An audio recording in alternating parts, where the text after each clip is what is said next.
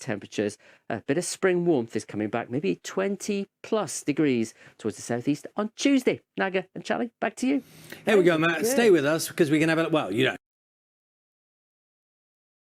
Stay with us. People talking about their gardens, how the gardens are going. So let's have a look at some of the pictures you sent in this morning. It's a good swing. That's a good swing. Matt, what do you think about that? And what do you think about the weather conditions there? That's a perfect weather conditions for going on that swing, isn't it? I wouldn't mind that myself. Absolutely. I've done nothing in my garden, I'll be honest. Good borderline action as well in the two planters beside it. I like the framing of that. This is Graham. Yeah. Did we say that? It's no, Graham from Eastbourne. Well, I mean, that is a lovely sunny day as well, isn't it? Let's bring on the next picture, please. So these are this is from David, and David. Oh wow. Okay, this is a whole different thing altogether, isn't it? Very much. We'll speak to you later. Ta-da. 7:50 the time now. Now, once a touchstone of the 1990s, the family car that created its own demographic, the Mondeo man. But after nearly 30 years, Ford says it will cease production of its classic hatchback following declining sales and the increased popularity of SUVs. Should we take a drive down memory lane and look back at the history of the Ford Mondeo?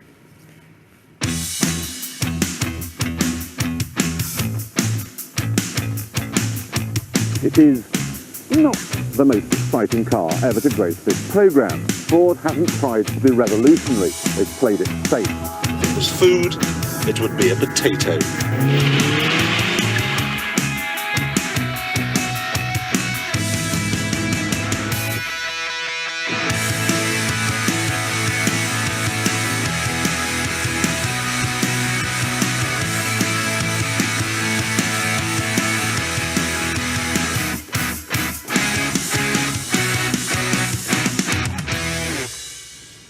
Let's talk to Quentin Wilson, who was presenter of Top Gear when the Mondeo first went on sale in 1993. Quentin, morning to you. Morning. Morning. OK, I have two questions. Did you ever have a Mondeo?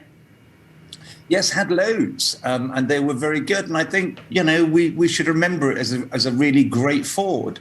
Well, then why on earth did it become almost, it was a bit of a joke, and to be called a Mondeo man was a bit of an insult. How did that happen? And there will be a whole load of people who don't even know what I'm referring to. OK, well, Tony Blair called his new demographic for New Labour Mondeo man because he'd met a bloke in Nottingham, an electrician, with, ironically, a Ford Sierra, but they had to kind of update it. And said that this is exactly the hard-working, wholesome demographic that his new political orthodoxy appealed to. So it kind of got that name and it stuck. But the problem with that was then it became kind of wholesome and a good car, but unexciting. People didn't get up in the morning and say, I'm going to buy a Ford Mondeo. So that kind of took the gloss off it. And as Clarkson said, you know, this car would be a potato if it was a vegetable, because it became very kind of conservative and middle of the road. Thing is, Quentin, you say that, you know, people, I mean, there are lots of people who owned them and loved them. I mean, they will have bought them, and cracking car, it goes, it's got 4 doors and it didn't break down. I mean, some people will have been delighted with their car. And I'm trying to picture you, Quentin. You said you owned a few. Were you, what were you driving around? You were driving around feeling like the bee's knees, or were you thinking, oh, wish I had something else when something, you know, any other car passes by? Oh, look, I bought the Mondeo ST220, which was a more powerful one, which actually we should all be out buying right now because they're going to go up in value. But look, I'm not the person to denigrate the Mondeo. No, I think it's a really, really great car. And I remember writing articles saying, don't buy this BMW, buy this Mondeo, because it handled better, it was as well made, and it was that you know, era of Ford making really good drivers' cars. So no, it's a car that should be remembered as one of Ford's best. And I'm thinking, as you're saying that now, are you suggesting that a Mondeo of a certain type and age is going to be rising in value? Is that how this works? It goes out of production, suddenly people like you are going, oh, hello, here's an opportunity. Yeah, nobody ever lost any money on underestimating the devotion of fast Ford enthusiasts. So there are 3 Mondeos, the ST24, the ST200 and the ST220. These are the performance ones, which may conceivably and other cars are available, of course, may conceivably go up in value in the long term. I mean, the point of this is, isn't it, that the market, that what people really want. When I look at the sales numbers, in 2001, so 20 years ago, more than 86,000 Mondeos were sold. Last year, sales were down to like 2,400.